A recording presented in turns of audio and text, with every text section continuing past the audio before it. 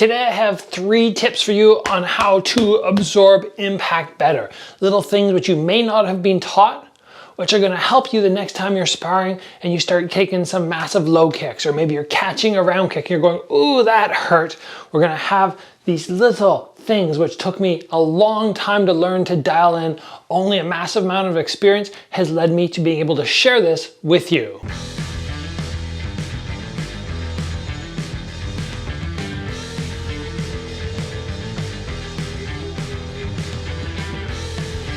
Today's episode is brought to you by Manscaped. In a sea of options to choose from, Manscaped undoubtedly shines. With the new lawnmower 0.50, they've taken precision grooming to the next level. They've upgraded the trimmer blade, which is fantastic. Easy snap-on, snap-off capability. But what really gets me excited is this foil blade. The foil blade is designed to leave you with a finish that's irresistibly sleek and bare, and it glides so gently over your skin. And the LED light on the lawnmower 0.50 is designed to accommodate and flatter a variety of skin tones. I truly suggest you join the 9 million men worldwide who have put their confidence in Manscaped. You can click the link in the description below and use my promo code GV20 to save 20%, and you're gonna get free international shipping. So at the end of the day, we have to recognize we are in a combat sport. We're going to take damage, we're going to take impact, but we still want to minimize that as much as we can.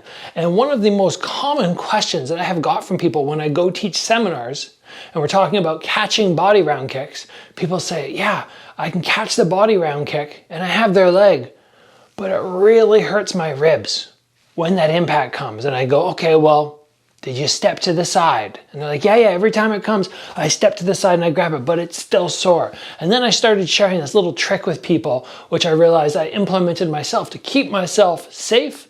And everybody goes, it's like a light bulb. They're like, oh, that works so well and it's so easy. Thank you so much. So these are 3 tips today to really help you dial this in. Since we're already talking about catching the body round kick, let's continue down that path. Then we'll move into some low kicks and then the headshots. For the body round kick, like I already said, you can step to the side. When you step to the side, a kick has about, let's say 100% power at that ideal spot. Once somebody takes a little shuffle, the kick starts going like 90%, 80%, 70%. Dramatically, with each little inch, the percentage of power decreases. So that step is vital. But I have found that I can just stand there and catch kicks. I've had many fights. I can put up many clips of myself doing this. Does it hurt me? No. But I can understand why other people are feeling the impact in the ribs. The first thing we have to do is realize, where are we taking the shot? If we're taking it right here in the ribs, that's a hard spot to protect. Those are so exposed. We don't want that. We want the kick coming more back to the side. And what do I do to protect myself? I basically use a Bruce Lee lat flare. So when you see Bruce Lee and he does his puff out thing, when we do that motion, that lat is exposed out. And when as soon as I'm about to get kicked, I flare that out. Now, pretty much from right at my oblique all the way up, I can feel that muscle is protecting everything. Whereas if I relax it, now I go back to feeling all my ribs. Flared out, protected, not flared out, gonna take a brunt of impact and probably leave the gym with some bruised ribs. So if you can combine the 2 of these, a step, and as you step, you flare. I like the flare because it kind of helps me lift my elbow or my shoulder as well. And then I can come up and over as opposed to just kind of reaching out and potentially having the kick come above my hand and getting caught in the head. But that lat flare, it makes a world of difference. And I have demoed this so many times in seminars. I'll say, I'll grab somebody, I'll bring them over and be like, with shin pads, kick me about 20%. I'll just put my hands up and I'll let them kick me. I'm like, oh, that hurts. I don't like it. Then I'll flare. I'll flare my lats out and I'll go, okay, kick me 30%, 40%, 50%, 60%. I can usually take up to 70% power with nothing, just going like that, obviously tightening the stomach, but being protected by that lat. And this little trick has saved me so many times. When I've shown it to people, they right away try it and they go, wow, this makes a world of difference. So as you catch those body round kicks, don't stay relaxed, don't stay loose, tighten the stomach, obviously, flare the lat out. And now from there, I feel so much stronger. And you can see that when I step, sometimes I find that shifting the weight over this leg and sort of popping this hip up also helps to elevate my oblique so that I get a little bit more stability through down here and through the lat up there. Little tricks of the trade, which I've learned that protect me so much. Standing here, round kick comes, I can't take the step, flare out, elevate the hip slightly, grab it, I don't care. They're not gonna hurt me. The next one is far more basic because you've probably been doing this for a long time, but there are still people who take low kicks and I see them buckle. I see them turn. They do all these little things to try and avoid the damage, avoid the impact. The ironic thing is actually shifting slightly into a big low kick is going to protect you. Moving away is going to make it so much worse. So when you see a low kick come, I'm not going to say every time you need to turn your toes, but if I can turn just a tiny bit, just shift my heel, and that shouldn't be too difficult because in general, we shouldn't be putting the weight through our heels. The weight is more through the balls of the feet. So just doing a little turn is going to help you so much. I find that as opposed to getting the foot wrapping around to the sort of the thigh, the back, or sorry, the hamstring to the back of the leg, that hamstring doesn't take impact well. If I can get it more on the front by doing that little turn, flexing the leg as much as I can and just leaning in a little bit. Because like we just talked about with the round kick up at body level, if you move away from it, the power decreases. If you move into it, which is not usually a good idea, because if you move aggressively into something, you're helping to increase the impact because you're moving into the force. But with this one, I find standing here, 100% power.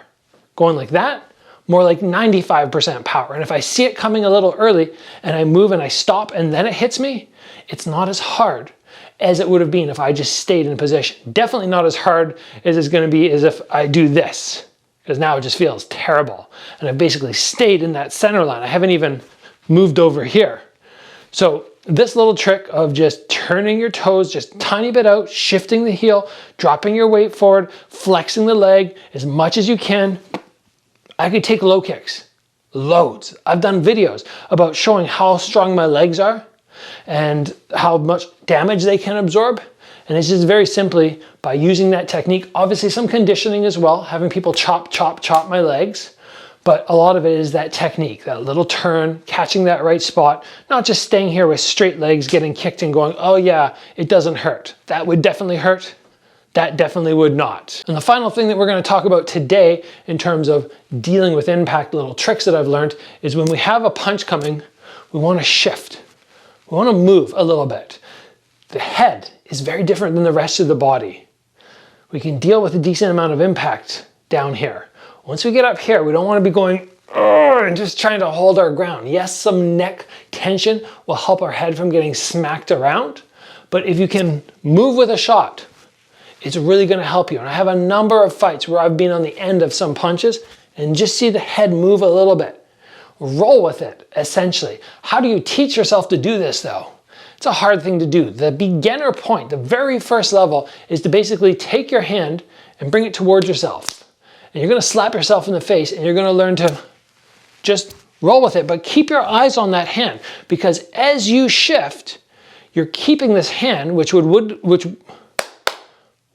come into center vision where you can really focus on it. You're keeping this hand in the peripherals. So you need to be able to focus over here and still see this as it comes at you and just learn to turn. Starting beginner level is just like that, just by yourself. Then you get somebody with maybe with a pool noodle or a glove and they just kind of stand in front and they just go, and you just learn to roll with it a little bit. Straight punches, you could, again, roll with it just a little bit. The more you do that, the more comfortable you get, the more chance you have that that will come out when you're sparring. Somebody's about to hit you, you know you're going to take the impact. Instead of biting down and absorbing it and getting your head snapped, you just go, oh, I'm just going to move with it a little bit.